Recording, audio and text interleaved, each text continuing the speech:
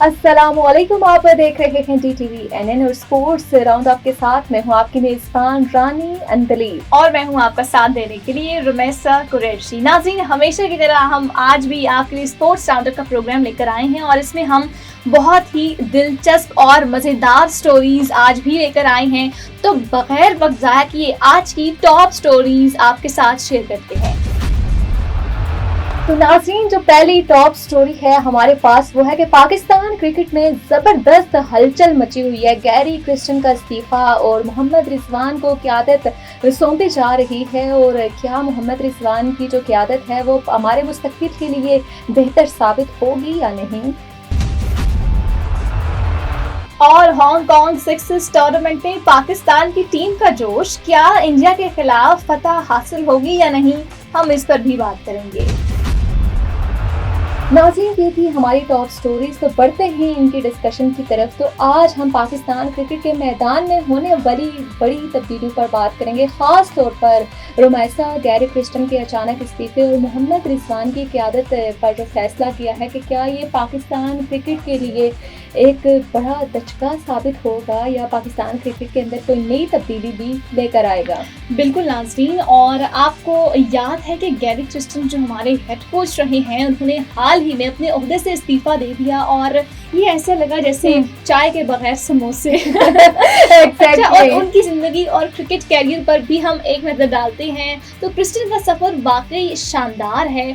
और उनकी cricket career की अगर बात करें तो उन्होंने 1998 में जनूबी अफ्रीका के साथ ICC नॉकआउट ट्रॉफी जीतकर तारीख रकम की थी। और ये वही 1998 की मैं बात कर रही हूँ जब मैं पैदा एग्जैक्टली और मेरा पैदा होना कितना खुशाइन साबित हुआ है। अब बिल्कुल ऐसा ही है। और साथ में अगर देखी जाए उनकी कारकर्दगी की बात की जाए तो 101 टेस्ट और 185 वनडे मैचेस भी उन्होंने शानदार कारकर्दगी जो है वो के साथ खेला थे और उनके बल्ले से निकलने वाली हर गेंद ने शायकीन के दिलों को छुआ है और उनके खिलाफ बॉलर भी कांपते थे उस वक्त। एग्जैक्टली रुमैसा, और क्रिस्टन के खेलने का अंदाज भी बहुत ही मुनफरिद था। वो ना सिर्फ एक स्ट्राइकिंग बल्लेबाज थे बल्कि एक उम्दा फील्डर भी थे। अगर बात की जाए 2004 की, अनफॉर्चुनेटली जब आप पैदा हुई है 2004 में उन्होंने अपने आखिरी मैच में न्यूजीलैंड के खिलाफ जो है 76 रन बनाए, जो कि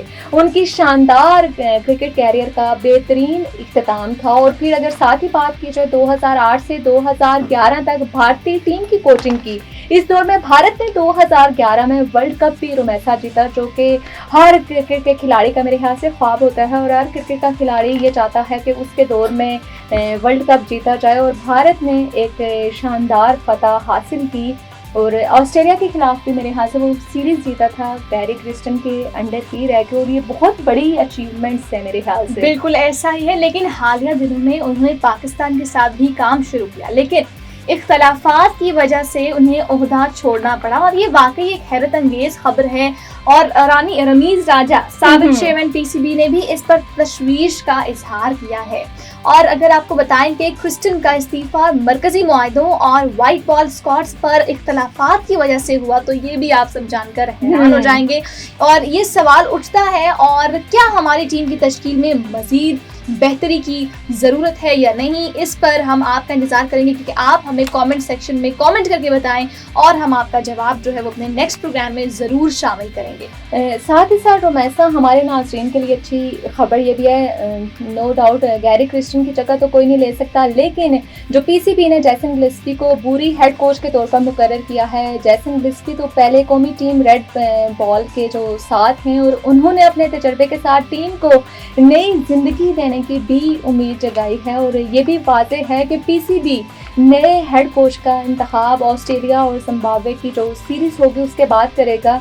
अच्छा रुमैसा, साथ साथ ये भी बताते चलें कि अभी जो है जैसन गिलिस्पी को भी PCB ने ओहदा दिया है, लेकिन नए हेड कोच का इंतखाब तो जिम्बाब्वे और ऑस्ट्रेलिया की सीरीज़ के बाद होगा। और यहाँ पे एक अहम बात भी गर्दिश कर रही है कि इस बार PCB जो है वो इस कोच का ओहदा जो है मुकामी किसी फ़र्द को देने का सोच रही है। और मेरे ख्याल से ये पाकिस्तानी टीम के लिए अच्छा होगा जब एक मुकामी बंदा होगा, उसको पता होगा कि हमारे मुल्क की क्या कंडीशन है और सबसे बड़ा लैंग्वेज बैरियर भी नहीं होगा, तो वो मेरे ख्याल से टीम को अच्छे से लेके चलेगा।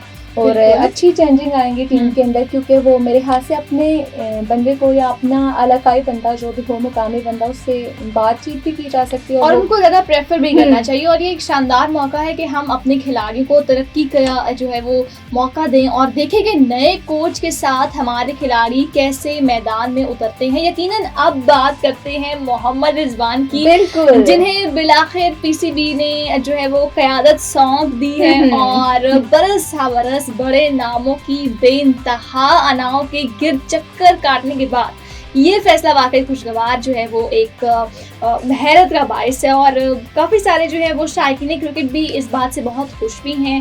اور نو ڈاؤٹ جتنے بھی بابر اعظم کی جو کپتانی ابھی ہٹی ہے تو اس پہ تو آبویسلی ناظرین ہمارے اور کچھ ویورز جو ہیں وہ تو ہو گئے, لیکن ایٹ دا سیم ٹوکن بہت سے لوگ خوش بھی ہیں اس بات سے کہ شکر ہے کہ کسی کو چینج کیا اور فیوریٹزم سے ہٹ کر جو ہے وہ ہم آگے بھی گئے ہیں.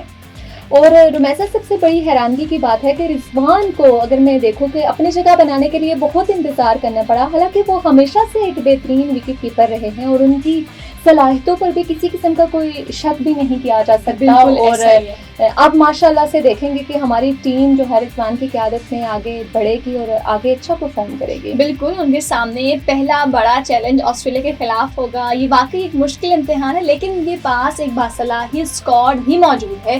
بابر اعظم, شاہین شاہ افریدی اور نسیم شاہ کی واپسی ان کی طاقت بڑھائے گی اور رضوان کو اپنے بالرز کے ساتھ مؤثر پلاننگ فراہم کرنی ہوگی. لیکن آسٹریلیا پیس اٹیک کے سامنے اچھے رن ریٹ بنانا ایک بڑا چیلنج ہوگا. ایگزیکٹلی رومیسا, ایسا ہی ہے. اور ساتھ ہی ساتھ فخر زمان کا جو معاملہ ہے وہ بھی کافی دلچسپ ہے. انہیں بھی سینٹرل کنٹریکٹ سے ڈراپ کیا گیا ہے, جس سے ظاہر ہوتا ہے کہ پی سی بی میں تھوڑی بہت ڈسپلن کی بھی کمی ہے. اس کے اوپر بھی توجہ دینی چاہیے کہ ایک چھوٹا سا ٹویٹ یا ایک چھوٹی سی بات کو لے کر آپ اپنے کھلاڑیوں کے ساتھ یا ان کی جو چیزیں ہوتی ہیں یہ جذباتی فیصلہ ہے. اور اگر فخر زمان اپنے جذبات پر قابو رکھیں تو ان کی جلد واپسی خارج امکان بھی ہے. لیکن اس کے ساتھ ساتھ پی سی بی نے فیصل اکرم اور عرفات منہاس جیسے نئے کھلاڑیوں کو بھی شامل کر لیا ہے اور یہ نئے چہرے پاکستان کی کرکٹ کی مستقبل کی ترقی میں بھی اہم کردار ادا کر سکتے ہیں. تو یقیناً ناظرین یہ تبدیلیاں پاکستان کرکٹ کی مستقبل کی سمت کا تعین کریں گی اور ہم کو کرکٹ کے میدان کی ہر جھلک جو ہے وہ بھی دیکھنے کو ملے گی اور ہم آپ کے ساتھ بھی ہر طرح کی خبر شیئر کریں گے. لیکن ابھی وقت ہوا چاہتا ہے کہ ہم آپ کے ساتھ دوسری ٹاک سٹوری شروع کریں, تو وہ بھی ہم آپ کے ساتھ شیئر کرتے ہیں. ناظرین, ہماری دوسری سٹوری بھی بڑی ہی دلچسپ ہے اور کرکٹ شائقین کے لیے, کیونکہ ہانگ کانگ سکسز ٹورنامنٹ کے بارے میں ابھی ہم آپ کو بتانے جا رہے ہیں جو 1 نومبر 2024 کو شروع ہونے جا رہا ہے. اور ہمارے کھلاڑیوں کا جوش و خروش بھی دیدنی ہے رومیسا. آج ہم ان کی تیاریوں کے حوالے سے بھی بات کریں گے کہ کون کون سے پلیئرز اس میں حصہ لے رہے ہیں اور کیا کیا تیاریاں ہیں اور کون کون سی ٹیم ساتھ پارٹیسپیٹ کر رہی ہے. بالکل ایسا ہی ہے. اور اگر ہم آپ کو بتائیں تو فہیم اشرف کی قیادت میں ہماری 6 رکنی ٹیم ہانگ کانگ پہنچ چکی ہے.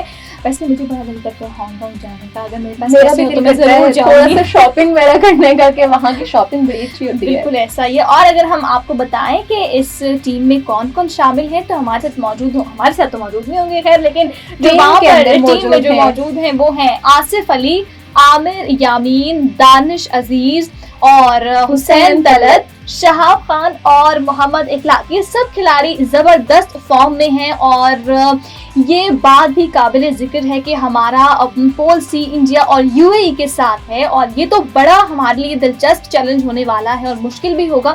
آپ کو لگتا ہے کہ ہماری ٹیم ان دونوں کو شکست دے سکتی ہے یا نہیں؟ انشاءاللہ اللہ کرے کہ ہماری ٹیم جو ہے وہ بالکل. اور ہم اپنے ناظرین سے بھی کمنٹ میں جانیں گے. اور رومیسا, آپ نے بڑی ہی زبردست بات کی کہ انڈیا کے ساتھ تو مقابلہ ہمیشہ ہی سنسنی خیز ہوتا ہے. کوئی بھی ٹورنامنٹ ہو, کوئی بھی ایونٹ ہو, ایونٹ کیا بلکہ سیاست بھی بڑی سنسنی خیز ہوتی ہے اگر اس میں دیکھا جائے. اور یو اے ای کے خلاف بھی میرے خیال سے ہمیں بہترین کارکردگی دکھانی ہوگی. آپ کے خیال میں کھلاڑیوں کو کس پہلو پہ زیادہ سوچنا چاہیے, کس پہ فوکس کرنا چاہیے؟ اچھا, میرے خیال میں کہ ہمیں اپنی فیلڈنگ اور بیٹنگ پر خاص توجہ دینی ہوگی. تو یہ بہت ہی میرا خیال ہے ایک اہم پہلو ہوتا ہے جس کو اگر آپ سیٹ کرنا چاہیں تو آپ کر سکتے ہیں. لیکن وہ پھر بات ویسی نہیں کہ practice makes a man perfect. تو اگر آپ پریکٹس کرتے ہیں, فیلڈنگ اور بالنگ میں زیادہ خاص توجہ دیتے ہیں تو پھر ڈیفینیٹلی آپ اچھا پرفارم کرتے ہیں. لیکن سکسز میں तेजी से खेलने का मौका मिलता है और अगर हम अपने हुनर को बरूए कार लाए तो कोई भी टीम हमें नहीं रोक सकती। Exactly, you are right. और ये भी जानते हैं कि ये टूर्नामेंट 7 साल बाद हो रहा है और पिछले साल रुमैसा 2017 में जनूबी अफ्रीका ने पाकिस्तान को शिकस्त दी थी और क्या लगता है इस बार हम फिर अपनी शिकस्त का बदला ले पाएंगे या नहीं? मैं तो बड़ी एक्साइटेड हो रही हूँ क्योंकि हाल ही में जो इंग्लैंड से हमारी नाकाबिले यकीनी फतह हम उसको कहेंगे मिली है, उसके बाद मुझे तो बड़ी उम्मीद है कि हम ये इवेंट भी जीतेंगे। बिल्कुल, इंशाल्लाह, क्यों नहीं जीतेंगे। मुझे यकीन है कि हमारे खिलाड़ी इस बात का खास ख्याल रखेंगे और हमें उनकी भरपूर हिमायत करनी चाहिए। आपके ख्याल में कौन सा खिलाड़ी इस बार सबसे ज्यादा मुतासिरकुन साबित होगा?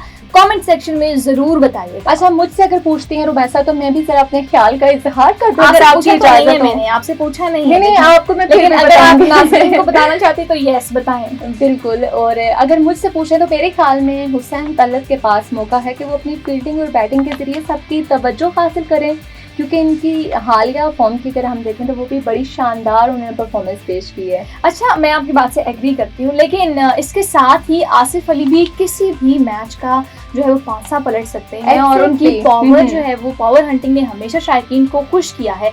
आपको याद होगा कि पिछले कुछ मैचेस में उन्होंने कैसे छक्के मारे थे और उनकी जो है वो हिटिंग का अंदाजा वाकई देखने वाला होता है। और आप जानते हैं कि सिक्सेस टूर्नामेंट में छक्के और चौकों की अहमियत कितनी ज्यादा होती है और हमें तेज रफ्तार क्रिकेट का भी जो है वो फिर मजा आता है, क्योंकि जो क्रिकेट शायकीन है इस तरह के टूर्नामेंट्स देखना और स्पोर्ट्स के जो शायकीन हैं, फैंस हैं, व्यूअर्स हैं, वो इस तरह के टूर्नामेंट्स देखना ज़्यादा पसंद करते हैं। और मेरे ख्याल से टेस्ट के बाद इस तरह का फर्स्ट इवेंट हमें हमारे लिए बड़ा ही अच्छा साबित होगा। और ये भी याद रखें कि इस ग्रुप में 2 टॉप टीमें क्वार्टर फाइनल के लिए क्वालिफाई करेंगी। हमें अपने मैचेस में अच्छा खेलना होगा ताकि हम भी आगे बढ़ सकें। और हमारा पहला मैच जो है UAE के खिलाफ 1 नवंबर को होगा। इसके बाद इंडिया के साथ एक ज़बरदस्त मुकाबला होगा और ये मैच भी यकीनन हमारे साथ साथ क्रिकेट के शायकीन के लिए किसी ईद से कम नहीं होगा। क्या कहती हैं? बिल्कुल ऐसा ही, आई एग्री विद यू। और शायकीन की हिमायत भी जो है वो हमारे लिए बहुत ही अहम है। हमें अपने खिलाड़ियों के लिए उनके हौसले बुलंद करने की सख्त जरूरत है। और ये भी याद रखें कि हांगकांग सक्सेस टूर्नामेंट में पाकिस्तान ने 5 बार चैंपियन बनकर तारीख रकम की है।